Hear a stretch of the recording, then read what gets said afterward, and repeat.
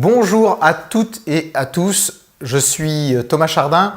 Je suis ravi d'être là avec vous, mais désolé de ne pas être physiquement avec vous, vous les étudiants du pôle Léonard de Vinci, pour cette semaine sur l'employeur idéal.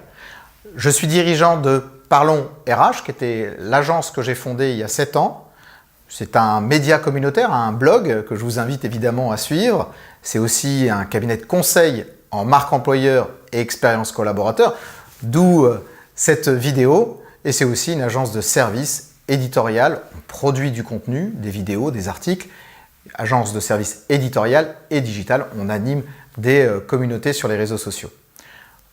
Avant Parlons RH, j'ai navigué pendant 15 ans dans l'écosystème ressources humaines, du presque plus bas échelon, puisque j'étais stagiaire gestionnaire paye il y a 22 ans, ça ne me rajeunit pas, jusqu'à directeur marketing de Manpower. Donc j'ai eu le plaisir de voir beaucoup d'environnements, mais toujours dédiés et spécialisés sur cet univers RH. Et donc je suis ravi de pouvoir partager avec vous sur quelques minutes ma vision de l'expérience collaborateur et peut-être quelques clés sur votre sujet de la semaine, l'employeur idéal.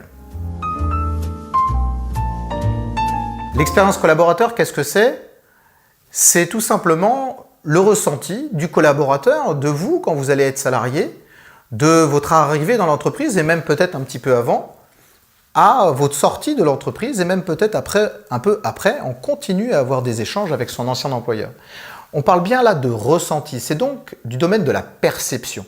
Comment vous allez vivre votre expérience tout au long de votre parcours au sein de l'entreprise, votre parcours professionnel, quelle va être la nature des interactions avec l'employeur, avec votre manager, avec votre cadre de travail. C'est ça l'expérience collaborateur. Vous voyez, c'est une espèce de méta-sujet, c'est un sujet assez global, assez systémique d'utiliser ces gros mots, mais c'est important de comprendre que ce n'est pas un petit sujet, c'est un sujet assez global. Comment vous allez vivre votre parcours professionnel? L'expérience collaborateur connaît une forme de recrudescence, ou en tout cas est en très fort développement au sein de la fonction RH et plus largement au sein de l'entreprise. Parce qu'il n'y a pas de bonne expérience client et donc pas de business s'il n'y a pas une bonne expérience collaborateur. C'est ce qu'on appelle la symétrie des attentions. C'est au cœur même de l'expérience collaborateur. Si je veux qu'un collaborateur se comporte vis-à-vis du client d'une certaine manière, par exemple en étant attentif, attentionné, en proposant des services personnalisés, je me dois, moi, employeur, de me comporter vis-à-vis de ce collaborateur de la même façon, de façon symétrique, en miroir. C'est la force de l'exemplarité. Il faut absolument que l'entreprise, si elle veut générer une bonne expérience client, et donc encore une fois un chiffre d'affaires, une rentabilité, une bonne image sur le marché, elle se doit de se comporter vis-à-vis de la même manière vis-à-vis des salariés. Je viens de vous parler de la symétrie des attentions. Et donc on peut aussi se poser la question, là aussi, par effet miroir, de qu'est-ce qu'un salarié, un collaborateur idéal? En fait, au même titre qu'un employeur idéal, il n'existe pas forcément, mais quand même, là encore, quelques clés. Je voudrais distinguer deux types de compétences, les hard skills et les soft skills. Il est indispensable d'avoir des compétences techniques de base. Mais en fait, on est dans un monde qui change tout le temps. Et ces compétences, elles vont évoluer. Ça n'arrête pas de bouger. Et donc, qu'est-ce qui permet de garder son socle de hard skills actualisé, qu'on ne tombe pas en obsolescence? C'est bien les soft skills, c'est la capacité à apprendre.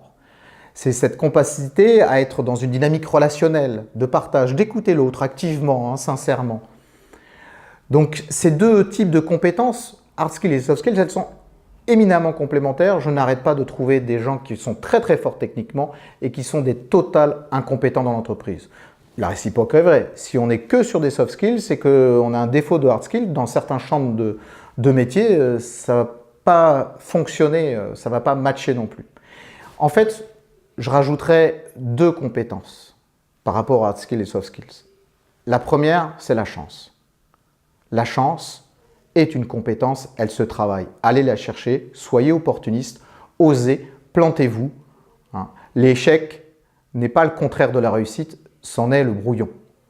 Donc, allez chercher votre chance, c'est une compétence qui se travaille, c'est un talent. Et l'autre chose, et ça va avec un petit peu cette dynamique de chance, c'est les math skills. Hard, soft, soyez un peu foufou. Sortez du cadre, out of the box, expérimentez les choses, soyez rock'n'roll, bref, soyez des rebelles, soyez transgressifs, sortez du cadre. C'est comme ça que vous serez, à mon avis, le collaborateur idéal. Quelques clés pour choisir, si je puis dire, ou pour définir l'employeur idéal. Il y a 4-5 grands axes pour définir ça. Alors ce qui est intéressant, c'est que moi je suis souvent dans la partie de l'autre côté du miroir, puisque je suis plutôt du côté employeur et essaye de définir, en tout cas de définir le meilleur projet pour mieux vous attirer, vous. Mieux faire en sorte que vous soyez sensible aux arguments de l'entreprise. Alors quels sont les arguments sur lesquels vous devez vous pencher, mais de votre point de vue? Le premier, c'est le projet d'entreprise. C'est ça quel élément peut-être le plus attractif. Quelle est l'ambition de l'entreprise? Quelle est sa vision du marché? Quelle est sa stratégie? Si on vend des chaussettes, ce n'est pas de la même chose que si on est dans une association humanitaire. Et ce n'est pas pour autant que vendre des chaussettes est quelque chose de mauvais. Le projet. 2, la culture. C'est en lien avec le projet, mais pas toujours. Quelles sont les valeurs qui sont portées par l'entreprise? Quels sont les grands principes qui régissent les comportements au quotidien? Le projet, la culture, ça on va dire que c'est le sens. C'est la direction justement, celle qui donne le sens à l'action. Après, il y a les pratiques RH et les pratiques managériales. Elles doivent aller de pair. Quand vous postulez, est-ce qu'on vous répond? Est-ce qu'on vous donne une réponse? Est-ce que cette réponse, même si elle est négative, est-ce qu'elle est personnalisée? En fait, il y a le recrutement, bien sûr. Après, il y a l'intégration, l'évaluation, la rémunération, la formation, la mobilité. Il y a tout un certain nombre de process RH et de pratiques RH qu'il faut pouvoir évaluer et qui doit être de qualité. Est-ce que l'entreprise vous propose des formations? De quelle nature? Et pareil, est-ce que les managers sont dans une dynamique collaborative, d'écoute active? Est-ce qu'ils ont un propos sincère, authentique? Donc c'est aussi à prendre en considération dans la définition d'un employeur idéal. Et enfin, bien évidemment, ce qui est important, il y a aussi le cadre de travail. Le cadre professionnel, où ça se situe, quelle est l'implantation géographique, mais la qualité des bureaux, la qualité du matériel qui est mis à votre disposition. Est-ce que aussi il y a des modalités de télétravail, tout simplement? Quels sont les horaires? Bref, vous voyez, il y a un ensemble de points qui va de la chose peut-être la plus prosaïque, quels sont les horaires ou le matériel, quelle est la qualité du bureau, même du design du bureau, jusqu'à quel est le sens de l'entreprise. En fait, pour définir un employeur idéal, c'est une histoire de sens, de bon sens, et puis peut-être aussi un peu d'essence et de compétence.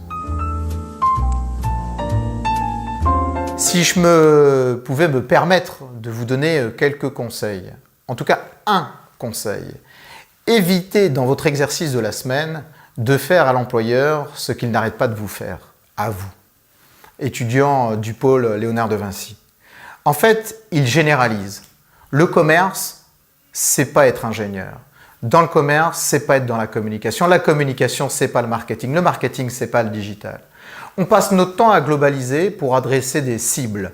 En fait, ce qui fait la force d'un employeur idéal, c'est peut-être sa singularité. Ce qui fait votre force à vous en tant qu'individu, c'est votre singularité. Quand on dit les millennials attendent telle ou telle chose, c'est une erreur monstrueuse. Vous attendez tous individuellement des choses différentes. Et donc probablement que vous attendez tous aussi d'un employeur idéal va être différent d'un autre. Et c'est cet exercice-là qui va être difficile, c'est d'avoir une approche individuelle et collective.